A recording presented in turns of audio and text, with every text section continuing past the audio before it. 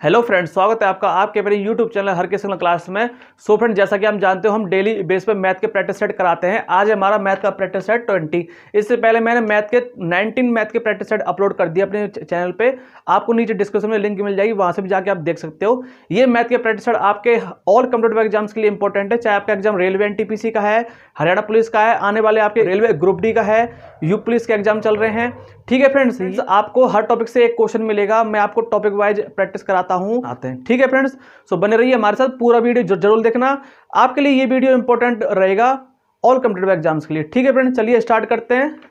So friend, question आपकी screen पर show करेगा। ठीक है फ्रेंड्स, वहां से आप देख लेना। चलिए स्टार्ट करते हैं हमारा क्वेश्चन। सो फ्रेंड, हमारा क्वेश्चन नंबर फर्स्ट है, ये आपको दे रखा है और आपसे पूछा है कि इसमें सबसे बड़ी संख्या कौन सी होगी, सबसे बड़ी संख्या कौन सी होगी। ठीक है फ्रेंड्स, तो देखो मैं इसको टू टाइप से आपको करके बताऊंगा। देखो पहले तो हम इसको ऐसे कर लेते हैं, पहले हम इसको दशमलव में दे रखा है, यानी कि ये डेसिमल में दे रखा है। मैं इसको फ्रैक्शन फॉर्म में कर लूँ। यहाँ पे एक पॉइंट है, मतलब पॉइंट के बाद एक संख्या, तो यहाँ पे 10 हो जाएगा। ये हो जाएगा हमारा 9। और मैंने आपको बार मेथड पढ़ाया था नंबर सिस्टम में कि जितनी संख्या के ऊपर बार होता है उतना हम नीचे क्या करते हैं, 9 लगा देते हैं। ठीक है, ये हो जाएगा हमारा 9। और जितनी संख्या के ऊपर 9 है उतने मतलब जितनी संख्या के ऊपर बार है उतने 9 लगाते हैं, जिस संख्या के ऊपर बार नहीं है उतने कर देते हैं हम नीचे 0। ठीक है, ये मैंने आपको बार मेथड पढ़ाया है नंबर सिस्टम में। अब इसको कर लो 9, ये दो संख्या के ऊपर बार है तो यहाँ पे हो जाएगा हमारा 99। ठीक है फ्रेंड्स, ये आया समझ में आपके। अब देखो एक तो मेथड ये है कि मैंने आपको नंबर सिस्टम में कराया था, जब भी आपको ऐसी वैल्यू दे रखी हो फ्रैक्शन फॉर्म में और आपको बताना हो कि सबसे बड़ी संख्या कौन सी होगी, तो मैंने आपको बताया था जिसका डिफरेंस सबसे कम हो। जैसे इसका डिफरेंस आ रहा है 1, इसका डिफरेंस आ रहा है 0, इसका डिफरेंस आ रहा है हमारा 81 और इसका डिफरेंस आ रहा है हमारा 90। ठीक है, तो मैंने आपको बताया था जब भी आपको ऐसी फ्रैक्शन में वैल्यू दे रखी हो तो सबसे बड़ी वैल्यू वो होगी जिसका डिफरेंस सबसे कम होगा। जैसे इसका डिफरेंस क्या है, सबसे कम है यानी कि 0, तो हमारी बड़ी संख्या क्या होगी, हमारी ये वाली हो जाएगी हमारी बड़ी संख्या, यानी कि 0.9 पे बार। ये आपका क्या हो गया, राइट आंसर हो गया। ठीक है फ्रेंड्स, एक तो ये तरीका था। एक तरीका ये था कि आप इसको सॉल्व कर लो सीधा सीधा। देखो सॉल्व हम कैसे करेंगे इसको, ये 2/10 है, इसको मैं दोबारा से क्या कर दूं, 0.9 कर दूं, क्योंकि ये 10 ऊपर इंटू हो जाएगा, ये 9 से 9 कट जाएगा, यानी कि बचा यहाँ पे 1। ठीक है, और यहाँ पे देखो ये कट जाएगा 9 से 10 बार, यानी कि 1/10 ये आ गया। तो मैं इसको क्या कर सकता हूँ, 0.1 कर सकता हूँ मैं ऐसे। तो मैं यहाँ से क्या करूँ, इसको मिटा दूँ। ठीक है, ये हो गया ये वाला। अब देखो ये कट जाएगा, 9 से कट जाएगा 11 बार, तो 1/11 हमारा क्या हो जाएगा, देखो 0.10 हो जाएगी, 0 और 11 9 99। ठीक है, और ये आ रहा है हमारा 0.09। ठीक है, अब देखो आपको सीधा सीधा दिख रहा है यार कि देखो ये हमारा कितना है, 0.9 है, ये 0.10 यहाँ पे हो जाएगा और 0.90। तो सबसे बड़ी वैल्यू हमारी क्या हो रही है, 1 ही आ रही है। तो वही वाली बात है, हमारी सबसे बड़ी वैल्यू हमारी क्या आ रही है, 1 आ रही है। या तो आप ऐसे कर लो, 2 मिनट में पहचान लो कि जिसका डिफरेंस कम है, सबसे कम है वही संख्या सबसे बड़ी हो गई। और या फिर आप ऐसे सॉल्व करके देख लो और सबसे छोटी संख्या पूछेगा कि सबसे छोटी संख्या कौन सी है, तो जिसका डिफरेंस सबसे कम होगा, मतलब कि जिसका मतलब डिफरेंस सबसे ज्यादा हो, सबसे ज्यादा किसका, इसका है, तो ये संख्या हमारी क्या होगी, सबसे छोटी हो जाएगी, यानी कि ये वाली। ठीक है बेटा, आया समझ में। तो इसका राइट आंसर हो जाएगा आपका 0.9 पे बार। ठीक है फ्रेंड्स, एकदम बेसिक से बता रहा हूं, एक एक पॉइंट बता रहा हूं कि आप कैसे एग्जाम में पहचान सकते हो। ठीक है फ्रेंड्स, चलिए नंबर सेकंड है, ये आपका एलसीएम एचसीएफ का क्वेश्चन आ गया। मैंने आपको बताया था फ्रेंड्स कि एलसीएम एचसीएफ में जब आपको एलसीएम और एचसीएफ दे रखा हो और फर्स्ट संख्या दे रखा हो तो दूसरी संख्या कैसे निकालते हैं, उसके लिए मैंने आपको फॉर्मूला पहले बता रखा है। मैंने आपको, जब आप एलसीएम एचसीएफ की वीडियो देखोगे कि यहाँ पे होता है हमारा फर्स्ट नंबर, इनटू में होता है आपका सेकंड नंबर, ठीक है, बराबर की होता है आपका एचसीएफ यानी कि मासा, इनटू में होता है आपका एलसीएम यानी कि लासा। ये मैंने आपको पहले एक फॉर्मूला बता रखा है। ठीक है फ्रेंड्स, तो इसी फॉर्मूले पे बेसिक क्वेश्चन है। ये कह रहा है यदि एलसीएम और एचसीएफ दे रखा है आपको, यानी कि आपको ये एलसीएम और एचसीएफ दे दिया आपको। जैसे कि यहाँ पे मैं कर लेता हूँ, ये दे रखा है आपको x² प्लस के दे रखा है आपको 6x प्लस के 8 दे रखा है, और एक दे रखा है आपको x प्लस के 1। ये दे रखा है आपको एलसीएम और एचसीएफ दे रखा है x प्लस के 1। ठीक है, बराबर के पहली संख्या क्या दे रखी है, देखो इसमें दे रखी है आपको x² प्लस के 3x प्लस के 2, ये तो दे रखा है। और आपको क्या करना है, दूसरी संख्या निकालनी है, यानी कि सेकंड नंबर निकालना है आपको। कि सेकंड नंबर क्या होगा इसका। ठीक है, कुछ नहीं है, ये फैक्टर बन जाएंगे। आपको फैक्टर बनाना है, काटते जाओ, आपका राइट आंसर हो जाएगा। आपने फैक्टर पढ़े होंगे 10th 9th 10th में। देखो इसको मैं क्या बन लूँ, 4 का मतलब 8x स्क्वायर का क्या कैसे कर लूँ कि जोड़ने पर 6x आए। देखो कैसे करते हैं इसको फैक्टर को, एक्स स्क्वायर प्लस के 4x प्लस के 2x प्लस के 8, 4 दूनी 8 और 4 और 2 6, ऐसे तो करते हैं फैक्टर, आपने पढ़े होंगे। x प्लस के 1 और यहाँ भी x प्लस के 1 आ गया। ठीक है, इसको बना लो। देखो एक्स स्क्वायर प्लस के मैं इसको कर लूँ 2x प्लस के x प्लस के 2। ठीक है, और इन 2 में आपको सेकंड नंबर क्या करना है, निकालना ही है। ठीक है, देखो जब मैं यहाँ से x कॉमन ले लूँगा तो यहाँ बचेगा हमारा x प्लस के 4। जब मैं यहाँ से x कॉमन ले लूँगा तो ये बचेगा मेरा x प्लस के 4, और जब मैं यहाँ से प्लस के 2 कॉमन ले लूँगा तो यहाँ भी बचेगा हमारा x प्लस के 4। और ये आपको दे रखा है x प्लस के 1 और x प्लस के 1। ठीक है, यहाँ से मैं x कॉमन ले लूँगा तो ये बचेगा हमारा x प्लस के 2, और प्लस के 1 कॉमन ले लूँगा तो x प्लस के 2 यहाँ बचेगा, और इन 2 में आपका सेकंड नंबर ये हो गया। ठीक है, ये फैक्टर कर रहा हूँ बस, और कुछ नहीं है। ठीक है, देखो ये और ये एक कोष्टक में आ जाएंगे आपके, ये हो जाएगा आपका x प्लस के 2 एक कोष्टक में, ये हो गया आपका, और x प्लस के 4 ये और ये एक कोष्टक में हो गए, और x प्लस के 1 दे रखा है आपको, और ये हो जाएगा आपका x प्लस के 1। ठीक है, बराबर के ये और ये एक कोष्टक में ले लो, x प्लस के 1 ये हो गया, ये और ये एक कोष्टक में हो जाएंगे x प्लस के 2, और आपको सेकंड नंबर आपको क्या करना है, निकालना ही है। ठीक है, अब देखो जो कट रहा है वो काट दो। देखो x प्लस के 2 से x प्लस के 2 कट गया, x प्लस के 1 से x प्लस 1 कट गया। ठीक है, तो जो आपका सेकंड नंबर बचा वो क्या बचा, देखो x प्लस के 4 और x प्लस के 1, इन दोनों को क्या कर दो, इनटू कर दो। x का इसमें करूँगा कितना हो जाएगा, एक्स स्क्वायर प्लस के x प्लस के 4x और प्लस के 4। ठीक है, यही तो होगा। इसका इसमें करोगे x हो गया, 4 का इसमें करोगे 4x और 1, बराबर के आपका हो गया सेकंड नंबर। ठीक है, तो बराबर के जो आपका सेकंड नंबर निकल के आएगा वो निकल के आएगा यहाँ से, जो आपका सेकंड नंबर निकल के आएगा वो निकल के आएगा आपका x के स्क्वायर, ये वाला, ये x और 4x कितना हो गया, 5x हो गया आपके, प्लस के 5x और प्लस के 4। तो आपका जो सेकंड नंबर निकल के आया वो निकल के आएगा अब एक्स स्क्वायर प्लस के 5x प्लस के 4। ठीक है फ्रेंड्स, आया समझ में। टोटल बेस से आपका ये फैक्टर पे था कि फैक्टर कैसे बनाते हैं। ठीक है, ये आपने 9th 10th में पढ़े होंगे। ठीक है, ये आपका हो गया अर्थमेटिक क्वेश्चन हो गया ये आपका। ठीक है फ्रेंड्स, आया समझ में, राइट आंसर। चलिए आया करते हैं क्वेश्चन नंबर 3 है, ये आपका सिंप्लीफिकेशन से क्वेश्चन है। सिंप्लीफिकेशन में कैसे क्वेश्चन आते हैं। ठीक है फ्रेंड्स, ये आपका क्वेश्चन है, ये आपका सिंप्लीफिकेशन से, सिंप्लीफिकेशन। ठीक है, सॉल्व करना है बस नॉर्मल। देखो ये आपका अंडर रूट में दे रखा है, यहाँ पे डिवाइड दे रखा है, और इस फॉर्म में तो मैंने आपको पहले क्वेश्चन करा चुका हूं मैं आपको। ठीक है, चलिए पहले ऐसे ही सॉल्व कर लें। पहले देखो 55 25, जब भी आपका ऐसा क्वेश्चन दिया हम नीचे से सॉल्व करते हैं। ठीक है, देखो 55 25, 25 में से गया तो कितना, 24/5 हो जाएगा। तो मैं इसको कर दूं 24/5 कर दूं, यानी कि ये यहाँ से हट जाएगा। ठीक है, ये 5 ऊपर चला जाएगा, यानी कि 5 हमारा क्या हुआ, ऊपर आ गया, ये यहाँ से हट गया। ठीक है, 24 दूनी 48, 48 और 5 कितने होते हैं, 53, 53/24, ये 24 ऊपर चला जाएगा, यानी कि यहाँ पे हो गया 24/53। ये यहाँ से क्या करो, इसे यहाँ से हटा दो। ठीक है, ये यहाँ से हट गया। अब इसे सॉल्व करो। देखो 53 दूनी 106, 106 और 24 130, 130/53, ये यहाँ से हट गया। ठीक है, ये 53 ऊपर चला गया, यानी कि यहाँ पे आ गया हमारा 53, और नीचे दे रखा है 130। ठीक है, कर लिया हमने सॉल्व नॉर्मल। अब इसे सॉल्व कर लो। देखो 7 चौके 28 और 29/7, ये हो जाएगा हमारा 29/7 माइनस के 4 दूनी 8 और 1 9, 9/4। ठीक है, नीचे 3 दूनी 6, 6 और 1 7, 7/2 प्लस के 7 एकम 7 और 1 8/7। ठीक है, और इस यहाँ पे डिवाइड में दे रखा है आपको 53/130।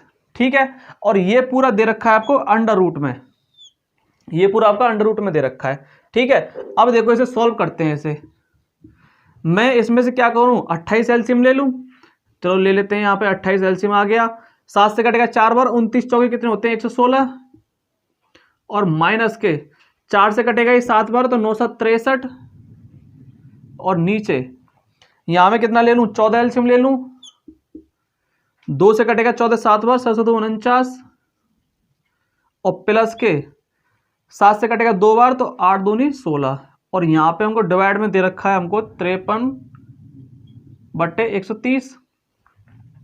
ठीक है फ्रेंड्स, ये तो दे रखा है हमको, और ये हो जाएगा यहाँ पे अंडर रूट में। ठीक है, अब देखो हम क्या कर सकते हैं इसको, ये 116 में से 63 घटाओ पहले, 116 में से 63 घटाऊंगा तो कितना आएगा, देखो 6 में से 3 गए बचे 3, और 11 में से 6 गए तो बचे 5, नीचे दे रखा है 28। ये हमारे डिवाइड में ना, ये डिवाइड में तो इनटू होके ये ऊपर चला जाएगा, ये इसमें इनटू हो जाएगा, यानी कि इनटू में हो जाएगा मेरा 14 बट्टे में, इसको जोड़ दो 49 और 16 कितने होते हैं, 65 होते हैं।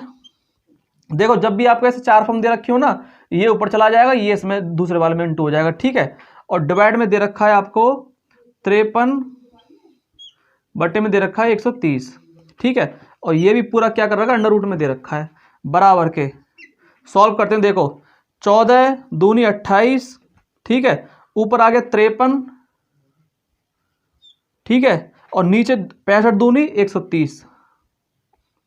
ये डिवाइड का साइन है, मैं इसको इनटू कर दूं तो ये 30 ऊपर चला जाएगा, 53 नीचे हो जाएगा, यानी कि 130 ऊपर आ गया मेरा, और 53 मेरा क्या हो गया, नीचे हो गया। और ये पूरा क्या कर रहा है, अंडर रूट में दे रखा है। देखो 53 से 53 कट जाएगा, 30 से 30 कट गया, बचा 1, और अंडर रूट में 1 हो तो क्या निकल के आता है हमारा, 1 ही निकल के आता है हमारा।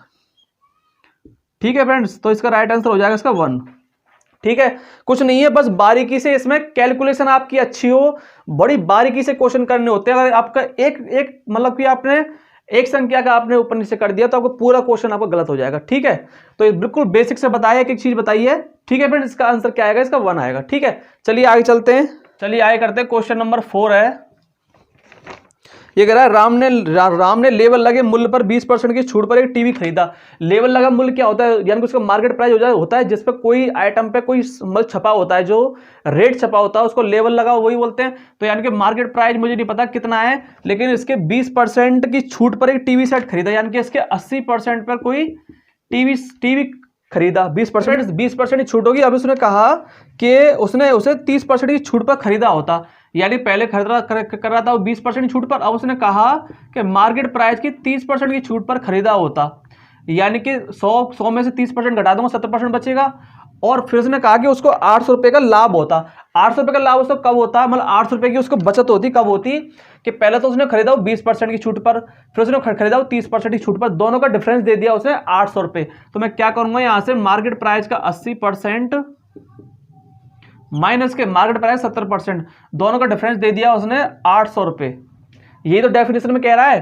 तो देखो मैं क्या करूं यहां से कि 1 0 से 1 0 काट लूं, 1 0 से 1 0 काट लूं यहां पे। ठीक है, 10 में यहां से एलसीएम ले लूं तो यहां से हो जाएगा 8 MP माइनस के 7 MP, यही तो होगा, यानी कि मार्केट प्राइस, और नीचे 10 बराबर के हो जाएगा यहाँ पे 800। ठीक है, तो 8 में 7 के तो बचे यहाँ पे MP बचा, 1 बचा, बराबर के ये 10 उधर जाके इंटू हो जाएगा, तो ये हो जाएगा मेरा 8000। ठीक है, तो जो आपका मार्केट प्राइस निकल के आएगा वो निकल के आएगा आपका 8000 रुपये। बस कुछ नहीं है, ऐसा क्वेश्चन हो आपको क्वेश्चन पहचान में आना चाहिए, क्वेश्चन पूछ क्या रहा है और किस तरीके से हम निकाल सकते हैं। ठीक है, ये आपका मार्केट प्राइस निकल के आएगा यहाँ पे आपका 8000 रुपये। उसने बस इतना ही कहा है कि जो मार्केट प्राइस का 20% था और उसका मार्केट प्राइस 30% था, दोनों का डिफरेंस दे दिया उसने 800 रुपये। ठीक है, टोटल हमारे पास 100% होता है, इसलिए मैंने 100 में से घटा के लिख दिया, 30% 70 लिख दिया और 20% 80% लिख दिया मैंने। ठीक है, हमारा निकल के आ गया। चलिए आगे चलते हैं। ये आपका पाइप एंड सिस्टम से क्वेश्चन आ गया, कह रहा है एक नल किसी टंकी को 3 घंटे में भर सकता है। मैंने मान लिया कोई नल ए है जो किसी टंकी को कितने देर में भर सकता है, 3 घंटे में भर सकता है। ठीक है, कह रहा है टंकी में एक मतलब छेद यानी कि हॉल होने के कारण उसको भरने में 3.5 घंटे लगते हैं। ठीक है, देखो क्या होता है कि जैसे मानो ए तो उसमें पानी भर रहा है, ठीक है, माइनस के कोई बी, कोई उसमें क्या है, कोई हॉल है, कोई छेद है। जब दोनों नल चलते हैं ना तो उसको भरने में 3.5 घंटे लगते हैं। उसको भरने में कितने लगते हैं, 3.5 घंटे लगते हैं। तो 3.5 घंटे को मैं क्या करूं, 7/2 कर दूं, 7/2 कर दूं मैं सीधा। इसमें बस यही समझने वाली बात है कि ए उसको भर रहा है 3 घंटे में और कोई उसमें छेद है, उस छेद में मतलब कि कोई टंकी में कोई हॉल है। ठीक है, ए तो उसमें रेगुलर पानी भर रहा है और छेद में से पानी निकल भी रहा है उसमें से, यानी कि हॉल में से पानी निकल भी रहा है। तो जब दोनों नल यानी कि जब दोनों काम कर रहे हैं तो उसको भरने में 3.5 घंटे लग जाते हैं। ठीक है, यही ये कह रहा है। तो कह रहा है कि इस छेद के कारण मतलब कि पूर्ण भरी हुई टंकी कितने समय में खाली हो जाएगी। तो इसने पूछा है कि जो इसमें हॉल है, अगर टंकी हमारी फुल भरी हो और ए को बंद कर दिया हमने, अब बी जो उसमें छेद है वो तो रेगुलर पानी निकाल ही रहा है, तो क्या कहा इसने कि अगर पूरी तरह टंकी भरी हो तो इस छेद के कारण वो टंकी कितनी देर में खाली हो जाएगी। ठीक है, दोनों का हम क्या करेंगे, पहले इनका एलसीएम निकाल लेंगे। एलसीएम आ जाएगी हमारी टोटल टंकी में कितना पानी जाएगा, तो 3 और 7 का एलसीएम कितना आ गया, देखो हमारे पास आ गया 21। ठीक है, 3 से कटेगा 3 सत्ते 21, 7 से कटेगा 3 बार, 7 या 21 और 3 का इसमें इंटू हो जाएगा 2 में। ठीक है, तो हमारे यहाँ पे आ गया 6। इतनी बात समझ में आई। अब देखो ए तो यहाँ पे 7 लीटर पानी भर रहा है 1 घंटे में। ठीक है, और यहाँ पे ए माइनस जब बी कर रहा हूं तो यहाँ पे 6 लीटर पानी जा रहा है, तो इसका मतलब क्या है कि हमारा जो बी है यानी कि जो होल है वो 1 लीटर पानी निकाल रहा होगा, तभी तो उसमें 6 लीटर पानी जा रहा है।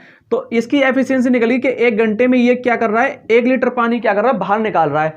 तो 21 लीटर पानी निकालने में कितना टाइम लगेगा, ये टोटल भरी टंकी को खाली करने में कितना टाइम लगेगा, एक निकाल रहा है 1 घंटे में, तो 21 निकालने में कितना टाइम लगेगा, 21 घंटे ही लगेंगे। इसको निकालने में कितना टाइम लगेगा, 21 घंटे लगेंगे। ठीक है, तो इसका जो राइट आंसर हो जाएगा वो हो जाएगा 21। ठीक है, ये पाइप एंड सिस्टर से क्वेश्चन था। चलिए आगे चलते हैं। क्वेश्चन नंबर 6 है आपका मेन सॉल्यूशन से।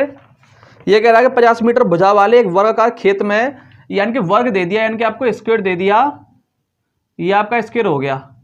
ठीक है, और 50 मीटर भुजा यानी कि जो इसकी साइड दे दी वो दे दी 50 की, और स्क्वायर में आप जानते हो सारी साइड क्या होती हैं, आपस में इक्वल होती हैं। ठीक है, तो जो इसका एरिया होता है वो होता है ए इंटू ए, यानी कि ए होता है, ये होती है हमारी भुजा, ए हमारी क्या होती है, भुजा होती है। ठीक है, तो भुजा कितनी हमारी 50 है, तो एरिया इसका निकल के आ जाएगा 50 इंटू 50 निकल के आ गया हमारा 2500, जो इसका एरिया है, यानी कि जो इसका एरिया है वो निकल के आ गया 2500। ठीक है, कहा इसने कि 50 मीटर भुजा वाले एक वर्गाकार खेत में 750 किलोग्राम चावल का उत्पादन होता है, यानी कि इसने कहा कि 2500 एरिया है कोई। ठीक है, 2500 क्या है, एरिया है किसी वर्गाकार खेत का। उस 2500 मीटर स्क्वायर एरिया में 750 किलो चावल होते हैं, यानी कि 2500 मीटर स्क्वायर का कोई एरिया है, इसमें हमारे 750 क्या होते हैं, चावल होते हैं। 750 किलो, 750 किलो क्या होते हैं, उसमें चावल होते हैं। कहा है इसने कि 100 मीटर भुजा वाले उतने ही वर्गाकार खेत में उत्पन्न चावल की मात्रा कितनी होगी। देखो 2500 मीटर स्क्वायर में तो हो रहे हमारे 750 किलो चावल। अब इसने कहा कि कोई उसकी साइड क्या मान ली, उसने 100 मान ली, तो इसका एरिया कितना हो जाएगा। फिर देखो अगर हमारी ए बराबर के 100 है, यानी कि जो भुजा है, यानी कि जो साइड है वो 100 है, तो एरिया क्या हो जाएगा, 100 इंटू 100 हो जाएगा, क्योंकि वर्ग का स्क्वायर का एरिया होता है साइड इंटू साइड। तो 100 इंटू 100 कितने हो गए हमारे पास, 10,000 हो गए। ठीक है, 10,000 मीटर स्क्वायर, 10,000 मीटर स्क्वायर। ठीक है, अब देखो 2500 मीटर स्क्वायर में हो रहा था हमारा 750 किलो चावल।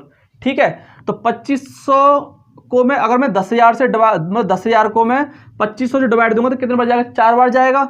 देखो 2500 को जब मैं 10,000 को डिवाइड दूंगा तो देखो 2 0 से 2 0, 25 चौके 100, यानी कि 4 गुना करना है उसका।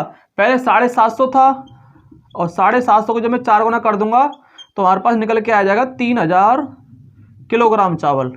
तो इसका राइट आंसर हो जाएगा इसका 3000 किलोग्राम। ठीक है, चलिए क्वेश्चन नंबर 7 है, ये आपको ज्योमेट्री से आगे कह रहा है ABC में, यानी कोई आपको ट्रायंगल दे दिया, ये आपका क्या किया, कोई आपको ट्रायंगल दे दिया। ठीक है, कोई आपका क्या किया, ट्रायंगल दे दिया, ये आपका A हो गया, ये आपका B हो गया, C हो गया। ठीक है, ABC में B दे दिया आपको 90 डिग्री, यानी कि ये मैंने B मान लिया, ये मैंने 90 डिग्री मान लिया।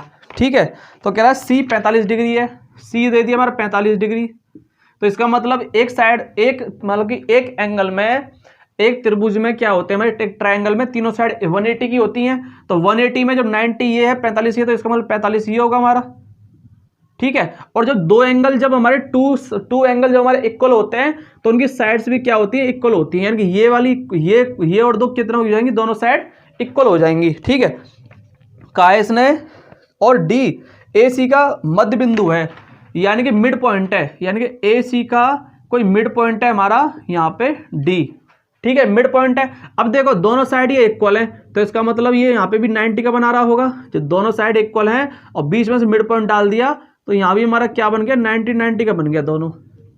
ठीक है, अब देखो ये दोनों क्या बन गए, 90 के बन गए। ठीक है, ये पूरी हमारी क्या हो गई, एक साइड हो गई। ठीक है, ये यहाँ से हट गया, ये टोटल एंगल था हमारा 90 डिग्री का, तो इसका मतलब ये 45 का हो गया और ये भी हमारा कितना हो गया, 45 का हो गया। इतनी बात समझ में आई। कह रहा है यदि AC बराबर के 4√2, ये क्या कहे, यानी कि AC यानी कि यहाँ से और यहाँ तक की दे दी उसने 4√2 दे दी, ठीक है। कह रहा है कि तो BD क्या होगा, यानी कि ये वाला BD क्या होगा, ये BD पूछा है इसने कि BD इसका क्या होगा, ठीक है। तो देखो हम जानते हैं कि ये क्या बन गया, ये आइसोसेलेस ट्रायंगल बन गया। आइसोसेलेस यानी कि समद्विबाहु, यानी कि जिसकी दो भुजा क्या हो, बराबर हो, ये समद्विबाहु त्रिभुज बन गया, समद्विबाहु ट्रायंगल बन गया ये एक, जिसकी ये वाली और ये वाली साइड बराबर है, ठीक है। तो देखो हम जानते हैं कि अगर ये 4√2 है तो इसका मतलब ये वाला 2√2 होगा और ये वाला भी हमारा 2√2 होगा, आधा आधा हो जाएगा, दोनों आधा आधा हो जाएगा। देखो ये वाला एंगल है हमारा 45 का, ये वाला, और ये वाला भी एंगल हमारा कितना है, 45 का है। तो इसका मतलब ये हो जाएगा इन दोनों की जो भुजा होंगी बराबर होंगी, यानी कि ये वाली भुजा और ये वाली भुजा भी क्या हो जाएंगी, दोनों बराबर होंगी, क्योंकि दोनों के एंगल क्या है, दोनों, जैसे देखो यहाँ पे ये दोनों एंगल बराबर थे 45 के, तो ये दोनों साइड बराबर हो गई। अब ये दोनों एंगल बराबर हैं तो इसका मतलब ये वाली साइड और ये वाली साइड भी दोनों क्या होंगी, बराबर होंगी।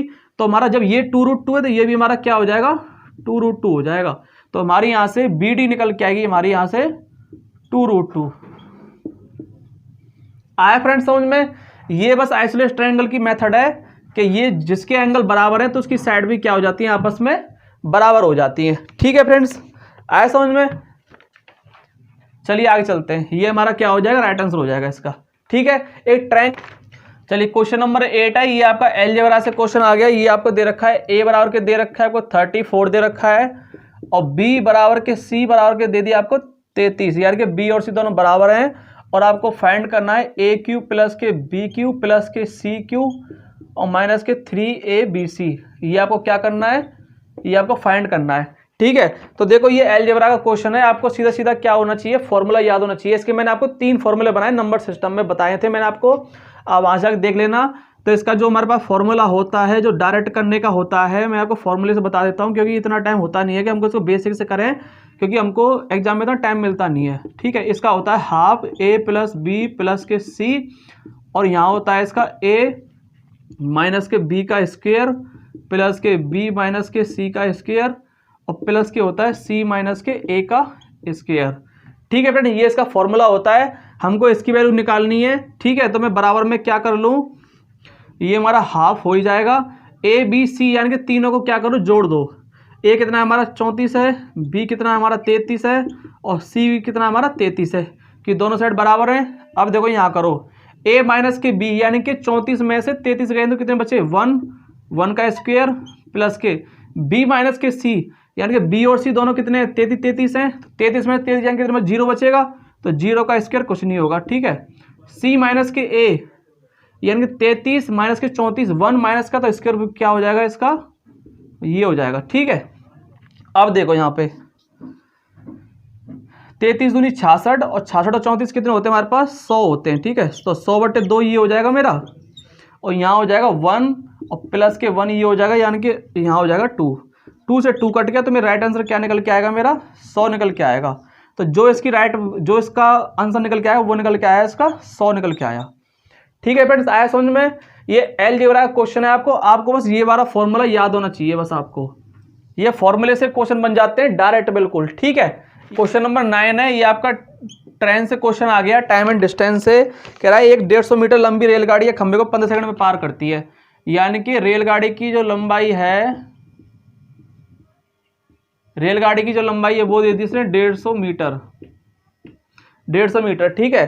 तो इसकी चाल निकल जाएगी, यहाँ से इसकी क्या होगी, चाल निकल जाएगी। ये पार कर रही है 15 सेकंड में, पार कर रही है 150 मीटर लंबी रेलगाड़ी। देखो इसमें एक चीज समझने वाली है, जब रेलगाड़ी किसी खंबे, किसी पोल, किसी पेड़ को या किसी आदमी को पार करे तो इसका मतलब वो अपनी लंबाई पार कर रही है, ठीक है। और जब किसी सुरंग को, टनल को, प्लेटफॉर्म को पार करे तो इसका मतलब वो रेलगाड़ी अपनी और प्लेटफॉर्म की दोनों को लंबाई को जोड़कर वो पार करती है, ठीक है।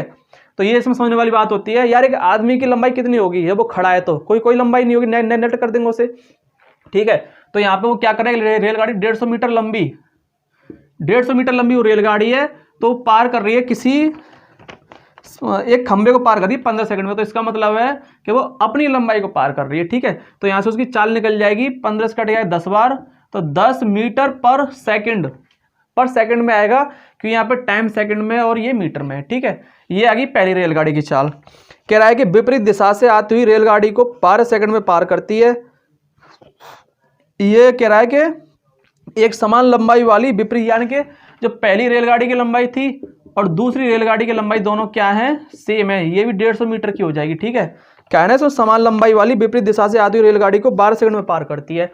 अब देखो ये यहाँ पे 12 सेकंड में पार कर रही है। ठीक है, तो 150 मीटर की तो पहली रेलगाड़ी थी और 150 मीटर की दूसरी रेलगाड़ी हो गई, दोनों को जोड़ देंगे।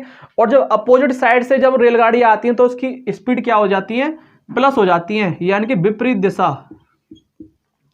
अपोजिट साइड से जब आए तो उनकी स्पीड क्या हो जाएंगी, प्लस हो जाएंगी। स्पीड 1 और स्पीड 2 क्या हो जाएंगी, उनकी प्लस हो जाएंगी। ठीक है, 12 सेकंड में पार कर रही है, तो इसकी चाल, पहले की चाल कितनी थी, 10 मीटर पर सेकंड, प्लस की दूसरी की चाल मैंने मान ली x है, चाली तो पूछी है उसने। ठीक है, तो कर दो, देखो 150 कितने हो गए हमारे पास, यहाँ पे 300 हो गए, ये यहाँ पे ये इधर डिवाइड में आ जाएगा और ये डिवाइड में इधर जाके बराबर में आ जाएगा, यानी कि 10 प्लस के x। ठीक है, तो यहाँ से हमारा निकल के आ रहा है 10 प्लस के x बराबर के 12 से कटेगा ये 25 बार, तो यहाँ से हमारा x निकल के आ जाएगा, x बराबर के 25 में से 10 जाएंगे तो कितने बचे हमारे यहाँ पे, 15 बचे, यानी 15 मीटर पर सेकंड में आया है। ठीक है, लेकिन यहाँ पे आपको निकालना है किलोमीटर पर घंटे में, तो किलोमीटर पर घंटे में क्या निकालने के लिए हम क्या करेंगे, तो चाल को जब हम किलोमीटर पर घंटे में निकालने के लिए क्या करते हैं, 18/5 से क्या कर देते हैं, तो उसमें इंटू कर देते हैं, 18/5 से। ये मीटर पर सेकंड में है ना, तो इसको किलोमीटर पर घंटे में चेंज करने के लिए क्या करेंगे, 18/5 से इसमें क्या कर देंगे, इंटू कर देंगे। 5 से कटेगा 3 बार, 18 × 54, तो दूसरी रेलगाड़ी की जो चाल आएगी वो निकल के आएगी 54 किलोमीटर पर घंटे, 54 किलोमीटर पर घंटे। ठीक है फ्रेंड्स, आए समझ में। इसमें 2-3 चीज याद रखने वाली है कि जब रेलगाड़ी किसी खंबे, पोल या किसी आदमी को पार करे तो वो अपनी लंबाई पार कर रही है, किसी प्लेटफार्म, सुरंग या किसी टनल को पार कर रही है तो वो दोनों को जोड़ के लिख देंगे। जब अपोजिट साइड से दोनों गाड़ी आ रही हैं तो उनकी स्पीड प्लस हो जाएंगी और दोनों की जो लंबाई है वो दोनों को जोड़ देंगे। ठीक है फ्रेंड्स, ये आपका राइट आंसर निकल के आ गया। ठीक है, चलिए आगे चलते हैं। चलिए क्वेश्चन नंबर 10 है, ये आपका कंपाउंड इंटरेस्ट और सिंपल इंटरेस्ट का दोनों का मिक्सर क्वेश्चन आ गया। ये कह रहा है किसी धनराशि पर 4% वार्षिक दर, यानी कि जो आपको रेट दे दी वो दे दिया आपको 4% दर पर 2 वर्षों के लिए, टाइम दे दिया आपको 2 ईयर्स आपको क्या किया, टाइम दे दिया। और कह रहा है कि चक्रवर्ती ब्याज, यानी कि साधारण ब्याज, चक्रवर्ती ब्याज का अंदर दे दिया, यानी कि आपका कंपाउंड इंटरेस्ट माइनस के सिंपल इंटरेस्ट, दोनों का डिफरेंस दे दिया उसने 20 रुपए, यानी चक्रवर्ती ब्याज, साधारण ब्याज का दोनों का अंतर दे दिया 20 रुपए। ठीक है, तो इसने कहा है तो वह धनराशि कितनी है, आपको प्रिंसिपल वैल्यू निकालनी है। प्रिंसिपल वैल्यू क्या होगी, मूलधन क्या होगा, तो मैंने आपको कई बार इसका फॉर्मूला बता चुका हूं मैं आपको। जब आपसे 2 वर्ष के लिए बोले तो हमारा फॉर्मूला होता है कंपाउंड इंटरेस्ट माइनस के सिंपल इंटरेस्ट इनटू में 2 वर्ष के लिए पूछा तो 4 जीरो और नीचे होता है हमारा रेट का स्क्वायर। ये फॉर्मूला होता है हमारा जब आपको प्रिंसिपल वैल्यू निकालनी हो। ठीक है, सीधा फॉर्मूला पुट कर दो, P बराबर क्या हो जाएगा हमारा CI और SI का डिफरेंस कितना है, 20 रुपए है, 20 इंटू ये हो जाएगा हमारा 4 जीरो, ये होगी हमारी रेट कितना है 4 है, तो 4 चौके 16 ये हो गए, 4 से कट गया 4 बार, 4 से कट गया 5 बार, 4 से कट गया ये 25 बार, 25 पंजे 125, तो ये हो जाएगा आपका 125 00 12,500। जो प्रिंसिपल वैल्यू निकल के आया वो निकल के आएगा 12,500। ये आपका क्या हो गया, राइट आंसर हो गया। ठीक है फ्रेंड्स, आया समझ में, ये फॉर्मूला होता है। ठीक है, सो फ्रेंड ये तुम्हारे टॉप 10 क्वेश्चन जो मैंने आपको इनके फॉर्मूले बताए, बेसिक तरीका बताया और आपको क्वेश्चन बताया कि किस तरीके से आपके क्वेश्चन होते हैं। ठीक है फ्रेंड्स, इसी टाइप से आपके क्वेश्चन आते हैं जब आपका रेलवे का एग्जाम है, SSC का एग्जाम है, यूपी पुलिस, एम पुलिस, आपके कंपटीशन का कोई भी एग्जाम है, आपको इसी तरीके से क्वेश्चन आते हैं कि मैं क्वेश्चन भी वही छांट के लेके आता हूं जिस टाइप से आपके क्वेश्चन बनते हैं। ठीक है फ्रेंड्स, सो आज के लिए इतना ही। अगर आपको वीडियो पसंद आया तो अपने फ्रेंड्स के साथ शेयर करना, लाइक करना, शेयर करना, कमेंट्स करना और आप हर केस क्लास पर नए हो तो इस चैनल को सब्सक्राइब कर लेना। हम इस तरीके से मैथ की प्रैक्टिस कराते रहते हैं। ठीक है फ्रेंड्स, सो धन्यवाद, जय हिंद।